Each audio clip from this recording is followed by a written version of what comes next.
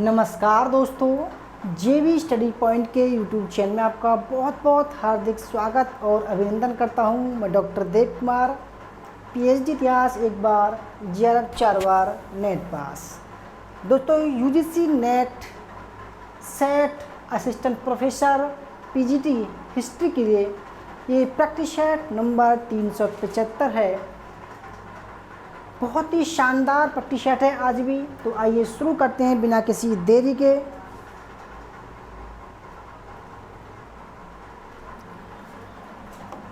Friends, अब की बार net JRF पार, तो आइए शुरू करते हैं। पहला सवाल आपके सामने हाजिर है। ठीक है, पहला सवाल आपके सामने हाजिर है।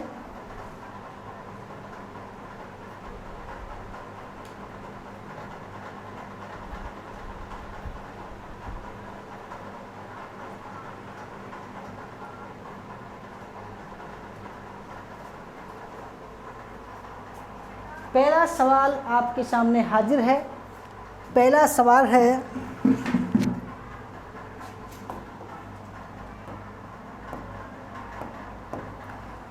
क्वेश्चन नंबर 1 है, निम्न में से कौन सा कथन सही है। दोस्तों, सवाल हम आपको पता है ऐसे लाते हैं जो आपके एग्ज़ाम में आएंगे। ठीक है, संभावित सवाल हैं सारे ये। तो निम्न में से कौन सा कथन सही है। आपको एग्ज़ाम में 4 ऑप्शन मिलेंगे। हो सकता है 4 ऑप्शन में से भी आपको चूज़ करना पड़े। ठीक है, तो निम्न में से कौन सा कथन सही है आपको चूज़ करना है। ठीक है, और आपको मिलते हैं 30 सेकंड। कितने मिलते हैं दोस्तों? 30 सेकंड आपको मिलते हैं।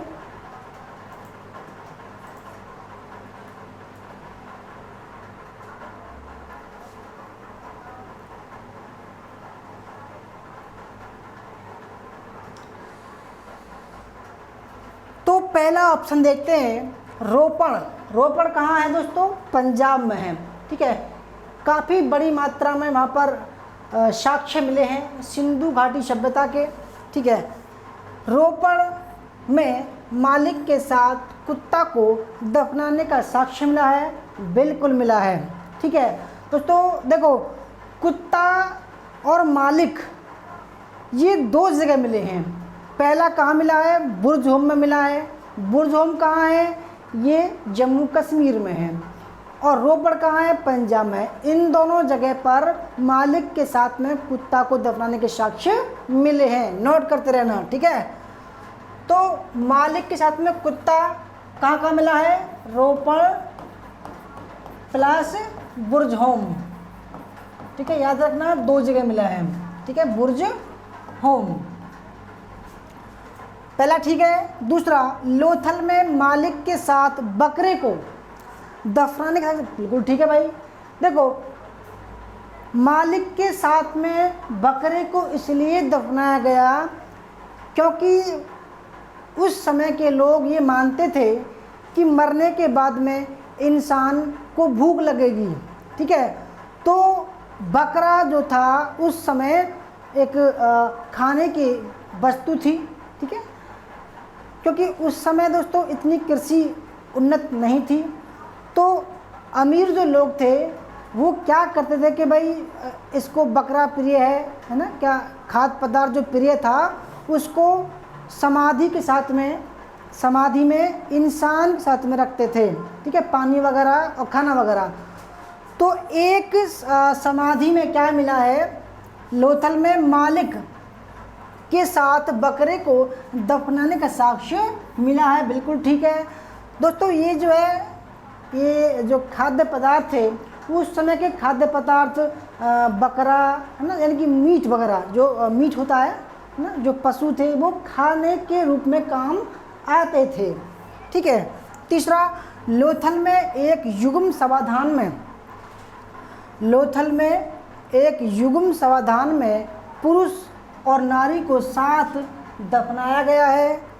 ऐसा राव ने इसको सती प्रथा कहा है। ठीक है, देखो, लोथल की जो खुदाई की थी वो ऐसा राव ने की थी। याद रखना, नोट डाउन करना। ऐसा राव ने लोथल की खोज की थी। और लोथल जो है गुजरात में पड़ता है। कहाँ पड़ता है? गुजरात में स्थित है। और अगर हम नदी की बात करें तो किस नदी के किनारे स्थित है? तो भोगवा नदी किनारे। किस नदी किनारे? भोगवा नदी के किनारे स्थित है। ठीक है। यहाँ से क्या क्या मिला है? देखो यहाँ पर दोस्तों बंदरगाह है, मिला है, बंदरगाह है। ठीक है। और मालिक के साथ में बकरे को दफनाने साक्ष्य मिला है। चालाक लोमड़ी, चालाक लोमड़ी की मोहर मिली है। फारस की मोहर मिली है। ठीक है, फारस की मोहर। ठीक है।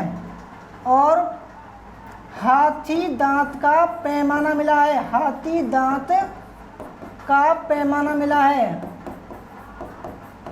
ठीक है, काफ़ी बड़ी मात्रा में यहाँ पर दोस्तों साक्ष्य प्राप्त हुए हैं। ठीक है, तीसरा भी ठीक है और चौथा सभी सही है। तो भाई इस हिसाब से ऑप्शन नंबर डी सही आंसर हो जाएगा। ठीक है, ऑप्शन नंबर डी इसका राइट आंसर है।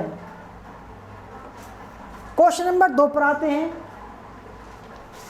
क्वेश्चन नंबर 2 पर, ठीक है, क्वेश्चन नंबर 2 पर आते हैं।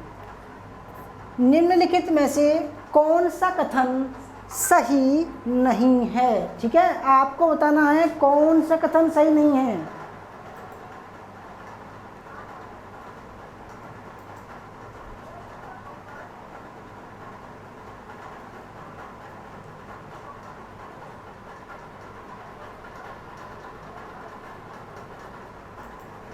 आपको बताना है कौन सा कथन सही नहीं है। ठीक है, 4 ऑप्शन है। और देखो आप ये सोच रहे होंगे सवाल कैसा है। तो भाई ये सवाल जो है वो सिंधु सभ्यता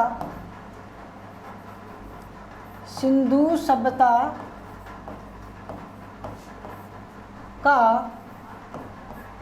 उद्भव किस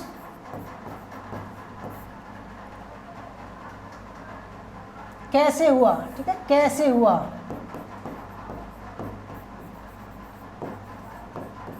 ठीक है, सिंधु सभ्यता का उद्भव कैसे हुआ ये आपको पता लगाना है।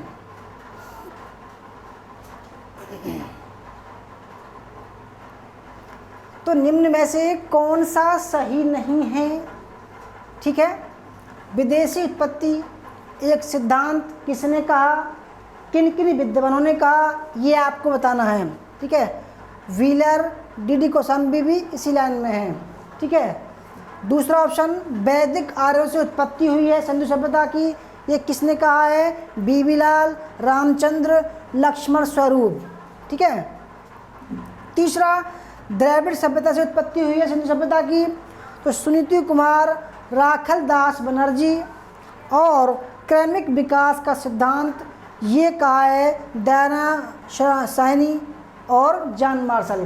तो देखो अब आपको इस सवाल में बताना है कि सिंधु सभ्यता का उद्भव का जो मत दिया है विद्वानों ने, उस कड़ी में कौन सा ऑप्शन सही है। ठीक है, कौन सा ऑप्शन सही नहीं है, आपको देखो जो पूछ रहा है वो बताना है। सही नहीं है, 3 ठीक है इसमें, चौथा गलत है।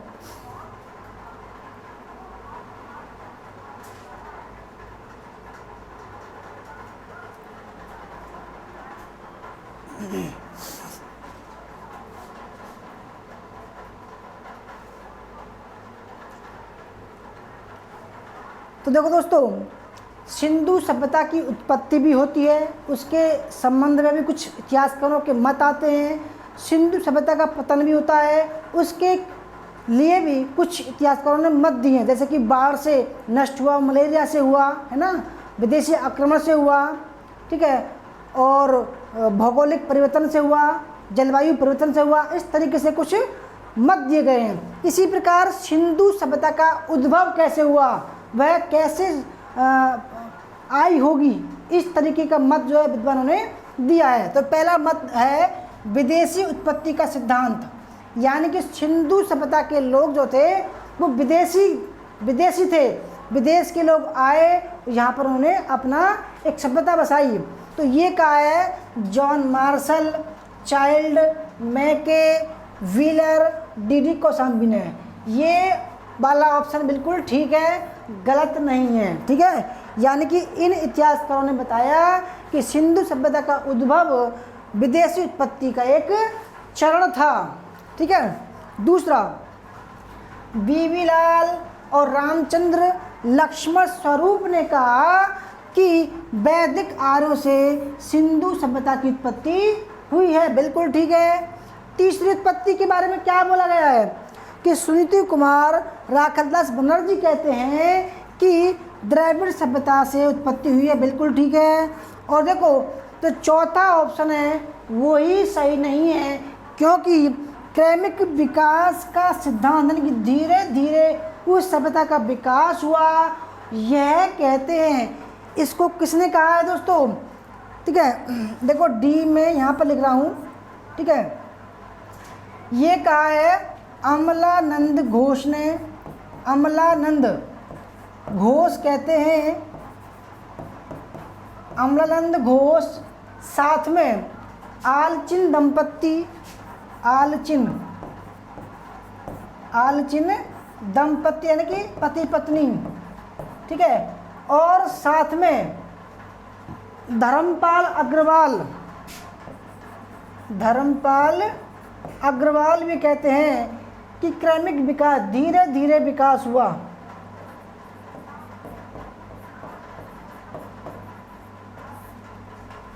ठीक है, तो ऑप्शन नंबर जो सही नहीं है वो ऑप्शन नंबर डी सही नहीं है। ठीक है, क्वेश्चन नंबर 3 पर आते हैं। कौन सा सही सुमेलित नहीं है? ठीक है, कौन सा सही सुमेलित नहीं है?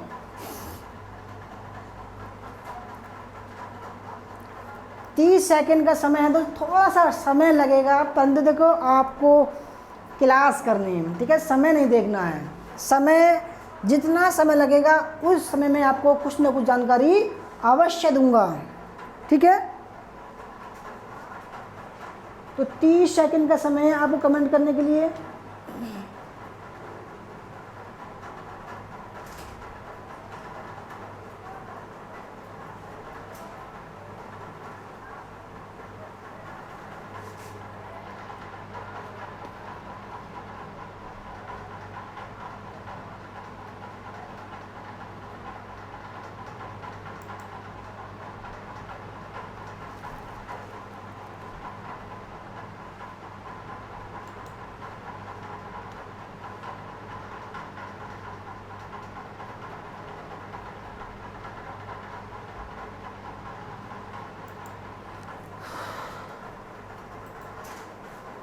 तो आइए दोस्तों, सवाल आपसे ये पूछ रहा है कि भाई किस स्थान पर क्या चीज़ मिला है।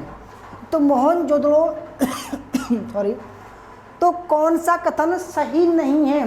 देखो, मोहनजोदड़ो 1922 में आप जानते होंगे राखलदास बनर्जी ने इनकी खुदाई की थी। तो दाढ़ी युक्त पुरुष की पाषाण मूर्ति मिली, यानी कि उसका दाढ़ी है, और एक पाषाण पुरुष की यानी कि दाढ़ी युक्त पुरुष, यानी कि एक पुरुष के दाढ़ी आ रही है मेरी तरह। ठीक है, और वह पाषाण मूर्ति, पत्थर की मूर्ति है। कहाँ मिली है? मोहनजोदड़ो मिली है। बिल्कुल ठीक है। दूसरा, हड़प्पा में क्या मिला है? लाल बलुआ पत्थर का पुरुष का धड़ मिला है। ठीक है, बिल्कुल ठीक है। इनकी लाल बलुआ पत्थर का पुरुष का एक धड़ मिला है, उसका सिर नहीं है। ठीक है। तीसरा, लोथल में क्या मिला है? पकी हुई मिट्टी से निर्मित नाव की आकृति मिली है। इससे देखो लोथल नाव का मतलब है कि भाई जहाँ से कोई नाव वगैरह चलाते होंगे, यानी कि समुद्री व्यापार वगैरह होता होगा नावों से। तो देखो आप जानते होंगे बंदरगाह कहाँ मिला है? लोथल में मिला है। तो पकी हुई मिट्टी से निर्मित नाव की आकृति मिली है। देखो आकृति लोग तब बनाते हैं कि वहाँ पर ऐसा माहौल होगा। ठीक है भाई, किसी ने कुछ चीज़ बनाई, ठीक है, तो उसके सामने वो चीज़ होगी या उसने वो चीज़ देखी होगी। भाई कोई आदमी होगा जिसने नाव की आकृति बनाई, उसने नाव देखी होगी ज़रूर 100%, तब उसने बनाई होगी। तो भाई उसने देखा जब लोथल से में बंदरगाह प्राप्त हुआ है, जब लोथल में बंदरगाह होगा वहाँ पर, तो लोग व्यापार करते होंगे फारस से, मिस्र से, ठीक है। तो तब उसने नाव की आकृति बनाई होगी। वहाँ से ऐसा प्रतीत होता है इतिहासकारों को कि लोथल जो था एक बड़ा बंदरगाह था, ठीक है। ये आम बात होगी नाव। चौथा कालीबंगा में दोस्तों, कालीबंगा कहाँ पड़ता है? राजस्थान में पड़ता है, ठीक है। पुरुष और कुत्ता कांसे के रथ पर की गई प्रतिकृति पर, ठीक है।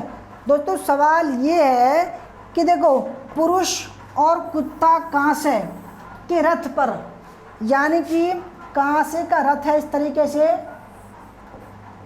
ठीक है। यहाँ पर ये रथ है, यहाँ पर एक कुत्ता है और यह एक आदमी है, ठीक है।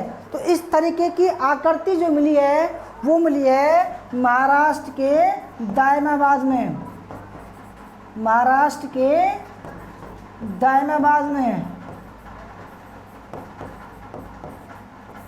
ठीक है, ना कि कालीबंगा में। तो इस हिसाब से ऑप्शन नंबर डी का तो जाएगा। कालीबंगा में क्या मिला है? देखो कालीबंगा में तो जुता हुआ खेत मिला है, जुता हुआ खेत मिला है, ठीक है। उसमें सरसों, यज्ञ वेदी मिली है, यज्ञ वेदी है ना, और वृत्ताकार ये मिली है, ठीक है। तो इस हिसाब से ऑप्शन नंबर डी गलत हो जाएगा। आगे बढ़ते हैं क्वेश्चन नंबर 4। निम्न में से पशुपति मुहर के संबंध में कौन सा गलत है? यानी कि जो पशुपति की जो मुहर मिली है, ठीक है, पशुपति की जो मुहर मिली है वो कहाँ पर मिली है? और देखो पशुपति की मुहर 1853 में अलेक्जेंडर कनिंघम को मिली थी, याद रखना, अलेक्जेंडर कनिंघम को, ठीक है। ये सवाल जो मैंने लिखा है वो आपके एग्जाम में आ चुका है, ठीक है। ये नया सवाल नहीं है, बढ़िया सवाल एकदम, ये आ चुका है सवाल।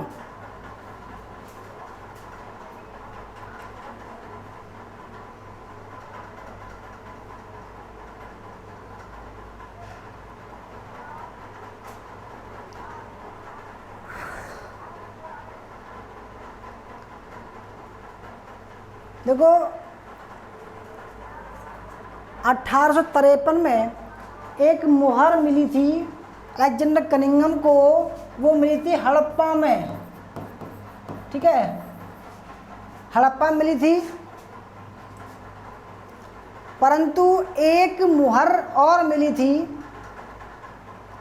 वो मिली थी पशुपति की, ठीक है, पशुपति की मिली थी।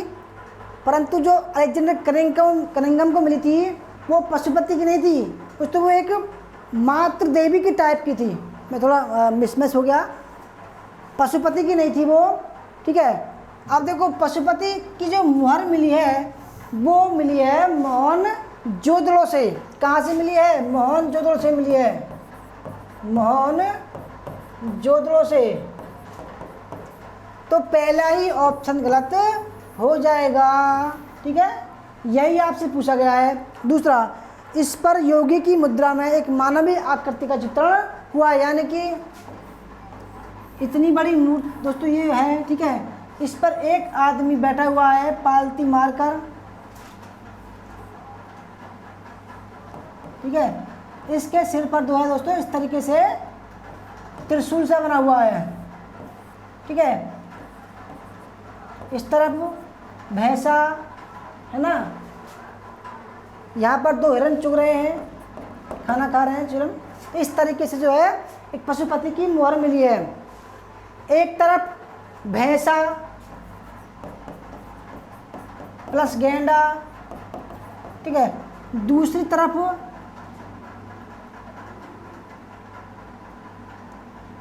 बैल नहीं,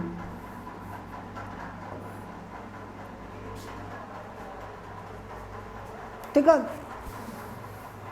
तो दूसरा भी ठीक है। तीसरा, मार्शल ने इसको आदि शिव की संज्ञा, बिल्कुल ठीक है, तो मार्शल ने इसको कहा कि भाई आदि शिव है। चौथा, 6 प्रतीकों वाला एक चित्रात्मक लेख इस मोहर पर उत्कीर्ण है। तो भाई 6 चित्रों वाला एक लेख भी है इस पर, जो पढ़ा नहीं गया अब तक। तो जो गलत है वो ऑप्शन नंबर फर्स्ट गलत है। क्वेश्चन नंबर 5 देखते हैं। क्वेश्चन नंबर 5, भोज के द्वारा किए गए विजय अभियान के संदर्भ में असत्य कथन का चयन कीजिए। भोज कौन थे दोस्तों? भोज मालवा के जो परमार थे, मालवा के परमार का राजा भोज, ठीक है, जिसका समय 1010 से 1050 था। बड़ा ही विद्वान था, कवि था, साहित्यकार था, इतिहासकार था, ठीक है, धर्मशास्त्र था, बड़ा दोस्तों कह सकते हैं बड़ा बलशाली था, ठीक है, बड़ा यानी कि इसने काफ़ी युद्ध किए, जीते भी, ठीक है, स्थापत्यकार इसने काफ़ी मंदिर बनवाए इसने, ठीक है। इसको कंठाभरण स्वामी बोलते हैं, कंठाभरण स्वामी, ठीक है, कंठाभरण स्वामी।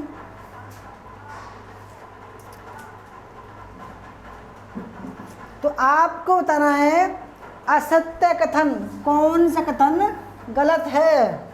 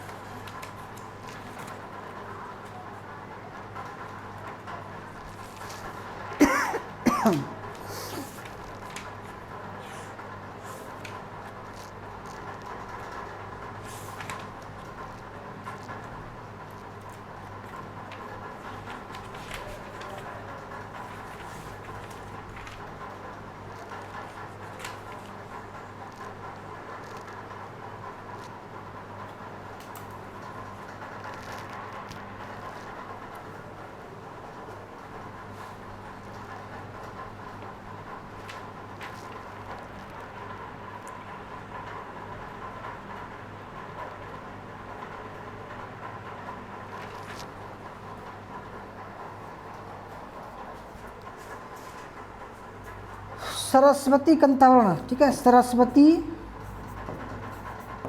कंठाभरण, ठीक है। ये इसके अलावा इसने श्रृंगार मंजरी लिखी है, ठीक है। इसके अलावा राष्ट्र मृगांक लिखी है, ठीक है। और दोस्तों इसके बारे में कहा गया है कि यह कवियों को 1 लाख मुद्राएं दान करता था। ये बड़ा, इसके दरबार में काफ़ी लोग जो है कवि थे, 500 विद्वान कहते हैं, इसके दरबार में 500 विद्वान रहते थे इसके दरबार में। इसकी राजधानी की बात करें, धारा थी, धारा, राजधानी थी धारा, ठीक है। सम्रांगण सूत्रधार, याद रखना इसकी कथा है ये, सम्रांगण सूत्रधार, सम्रांगण सूत्रधार इसकी पुस्तक का नाम है, ठीक है। जब ये इसकी मृत्यु हुई तो किसी कवि ने, क्षेमेंद्र ने कहा शायद कि अब जो निरामया जो लक्ष्मी है वो जो है बंद हो गई। तो देखो इसका पहले संघर्ष कल्याणी के चालुक्यों से हुआ था, बिल्कुल ठीक है। क्योंकि देखो जब 1010 में ये शासक बना तो 1012 में इसने कल्याणी के चालुक्यों से युद्ध किया। दूसरा, उड़ीसा के शासक इंद्ररथ को हराकर उसकी राजधानी आदिनगर को लूटा था इसने, ठीक है। क्योंकि मालवा के जो परमार एक शासक था, इंद्ररथ ने उसको हराया था और उसने अपने पिता यानी कि भोज ने अपने पिता का बदला इंद्ररथ से लिया था। चौथा, 1023 ईस्वी में भोज के द्वारा कोंकण को जीता गया। उस उपलक्ष्य में कोंकण विजय पर्व मनाया गया। ये कहता है क्योंकि देखो 1023 में नहीं 1024 में था वो, ठीक है, 1024 में। चौहान नरेश बीराराम से युद्ध में भोज विजय रहा, परंतु उसका सेनापति सात मार गया। बिल्कुल ठीक है। तो भाई इस हिसाब से ऑप्शन नंबर सी गलत है। क्वेश्चन नंबर 6, परमार वंशीय शासक राजा भोज के शासनकाल में कला और साहित्य से संबंधित निम्नलिखित कथनों में से देखकर असत्य कथन का चुनाव कीजिए, ठीक है। बहुत ही बढ़िया सवाल है, इसके बारे में एक सवाल आ सकता है हर बार दोस्तों, मेरे ख्याल से आता है, ठीक है।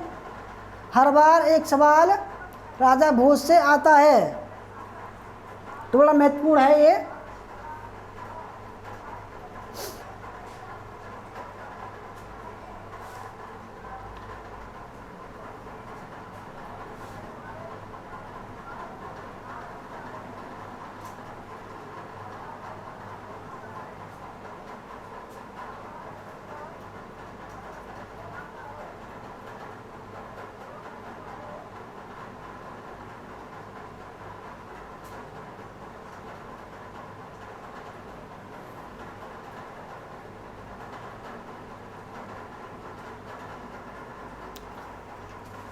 दोस्तों भोज की जो कृति थी सम्रांगण सूत्रधार थी, प्रत्यय कल्पतरु थी, मृगांक राज थी, ठीक है, और प्राकृत व्याकरण थी, युक्ति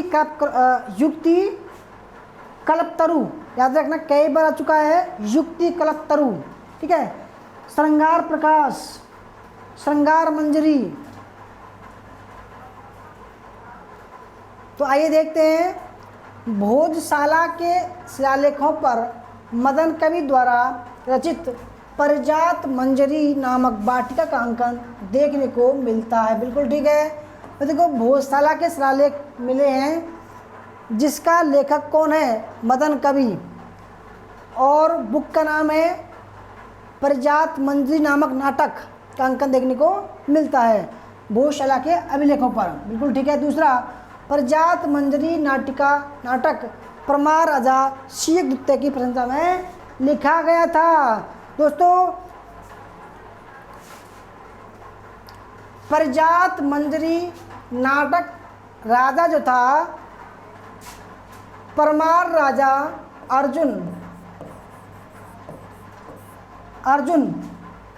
अर्जुन की प्रशंसा में लिखा गया था, अर्जुन वर्मा की में, ठीक है। कौन था वो, अर्जुन वर्मा की प्रशंसा में लिखा गया था, इसलिए दूसरा ही ऑप्शन गलत हो जाएगा। तीसरा, इसने अपने महान मूर्तिकार मंथन के द्वारा बागदेवी की प्रतिमा का निर्माण करवाया था। बिल्कुल ठीक है। चौथा, बागदेवी की प्रतिमा 1961 के प्रारंभ से भारतीय ज्ञानपीठ पुरस्कार का प्रतीक चिन्ह बनी हुई है।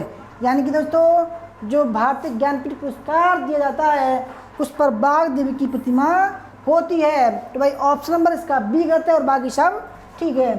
क्वेश्चन नंबर 7 देखते हैं। मोहनजोदड़ो के विषय में कौन सा एक सही है। मोहनजोदड़ो, ठीक है, मोहनजोदड़ो, जल्दी जल्दी कमेंट।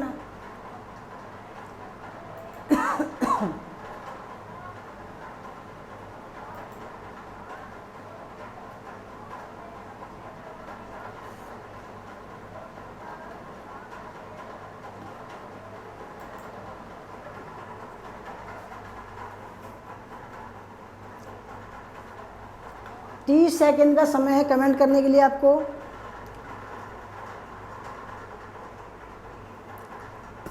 सिंधु नदी के दाएं किनारे पर है। मोहनजोदड़ो 1922 में राखलदास बनर्जी ने की खुदाई की थी। ठीक है,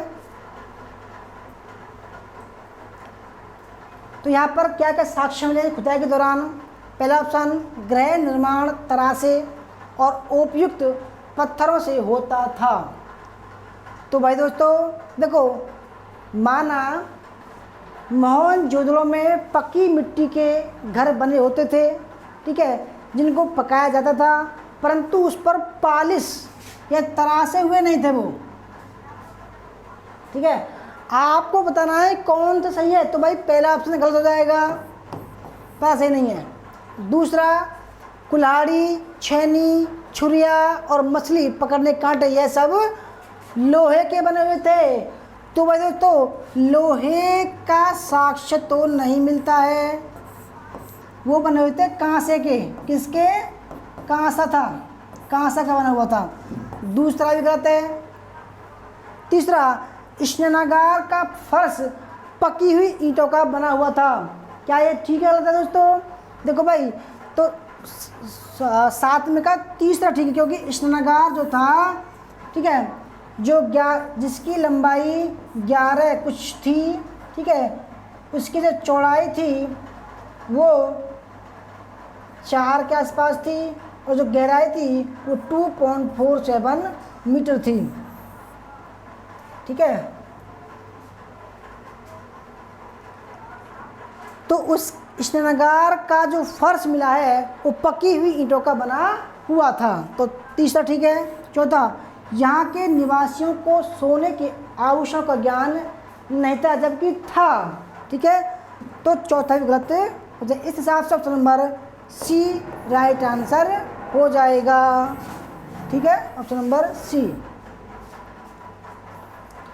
आगे बढ़ते हैं क्वेश्चन नंबर 8। क्वेश्चन नंबर 8, ठीक है, मौर्य साम्राज्य के पतन का एक संभावित कारण था। बहुत ही बढ़िया सवाल है। देखो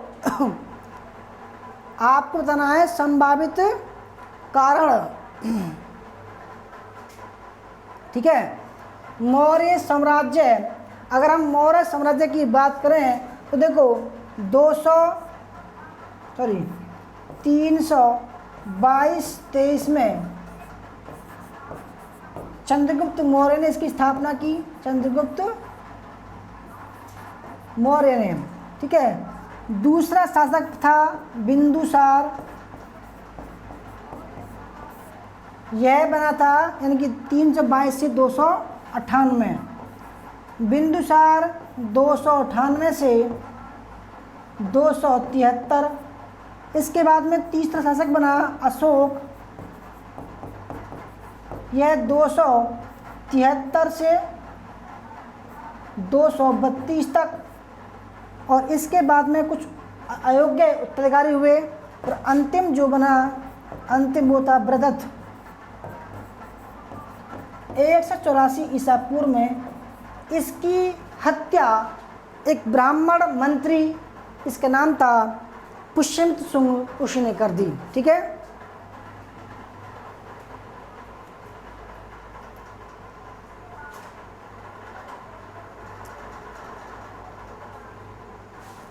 तो 30 सेकंड का समय है कमेंट करने के लिए, आपको बताना है।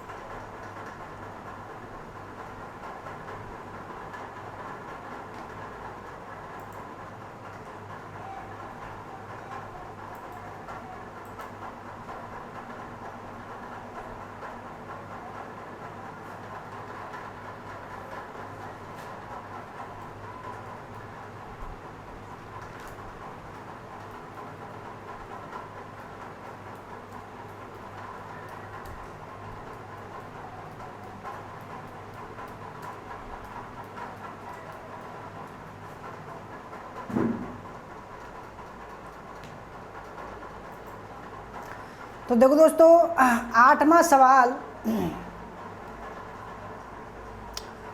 आपको बताना है संभावित कारण क्या था मौर्य साम्राज्य के पतन का। तो अशोक द्वारा अहिंसा अपनाए जाने के कारण सैन्य शक्ति का ह्रास हो गया। क्या ये कारण था? नहीं था। ठीक है, तो पहला गलत। दूसरा, बौद्ध धर्मावलंबी, क्योंकि देखो अशोक ने अहिंसा तो अपनाई, परंतु सेना जो थी उसकी वो ज्यों का त्यों बनी हुई थी, और वह समय समय पर कुछ लोगों को धमकाता भी था कि अगर तुमने गलत काम किया तो मैं तुम्हें दंड दूंगा। तो लोगों को उसने जो है डराकर धमका कर रखा हुआ था, प्यार मोहब्बत भी था उसके अंदर। दूसरा, बौद्ध धर्मावलंबी बलिक समुदाय इतना शक्तिशाली हो गया था कि इसने अपने सामने राज शक्ति को बौना बना दिया। बलिक मतलब व्यापारी लोग। देखो व्यापारी लोग जो थे उन्होंने मौर्य साम्राज्य के पतन में कुछ भूमिका नहीं निभाई। दूसरा गलत है। तीसरा, विशाल सैन्य बाहिनी के रख रखाव में होने वाले खर्च, अधिकारियों को प्राप्त वेतन एवं जमीन। तो ये दोस्तों हो सकता है क्योंकि देखो उनकी विशाल सेना थी और विशाल सेना को रखने के लिए वो खर्च भी करते थे, अधिकारियों को वेतन भी देते थे, जबकि उनका प्रयोग युद्ध में नहीं हो रहा था।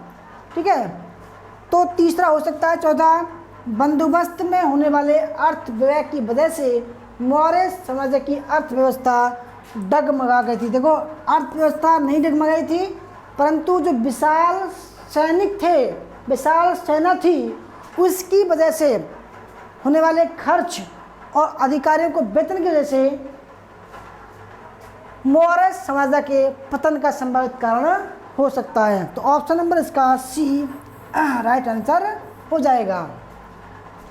आगे बढ़ते हैं क्वेश्चन नंबर 9।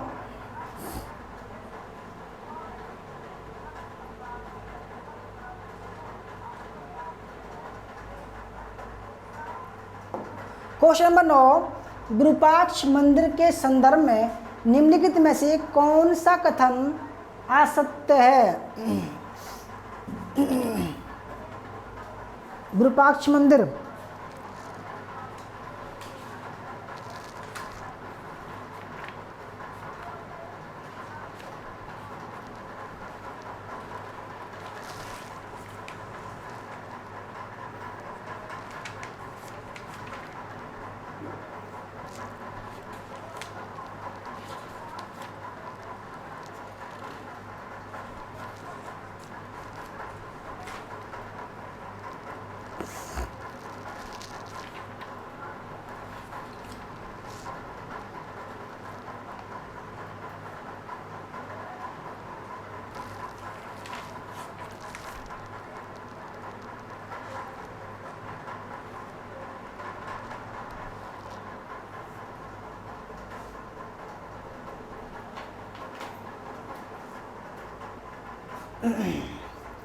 तो देखो सबसे पहले आपको ये जानना जरूरी है कि विरूपाक्ष मंदिर कहाँ पर है, किसने बनवाया। देखो चालुक्य राजा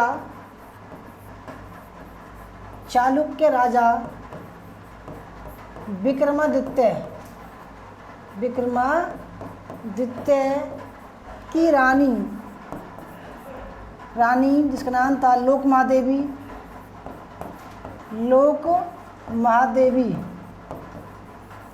ने पटक्कल में द्रविड़ शैली में विरूपाक्ष मंदिर बनवाया था। विरूपाक्ष मंदिर बनवाया, ठीक है। तो आइए विरूपाक्ष मंदिर के संदर्भ में निम्नलिखित में से कौन सा कथन असत्य है?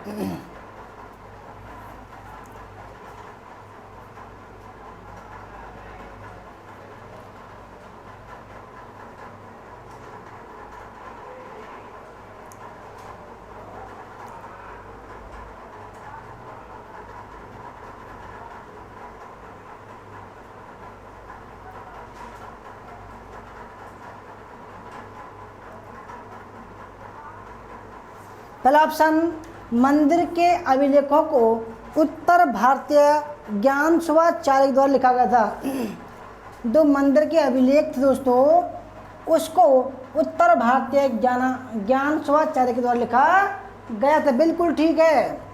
दूसरा, मंदिर की दीवारों पर नटराज शिव की 81 विभिन्न प्रकार की मुद्राएं बनी हुई हैं। नटराज मतलब दोस्तों ये कांसे की मूर्ति थी, ठीक है, और ये आधा शिव आधा पार्वती की मुद्रा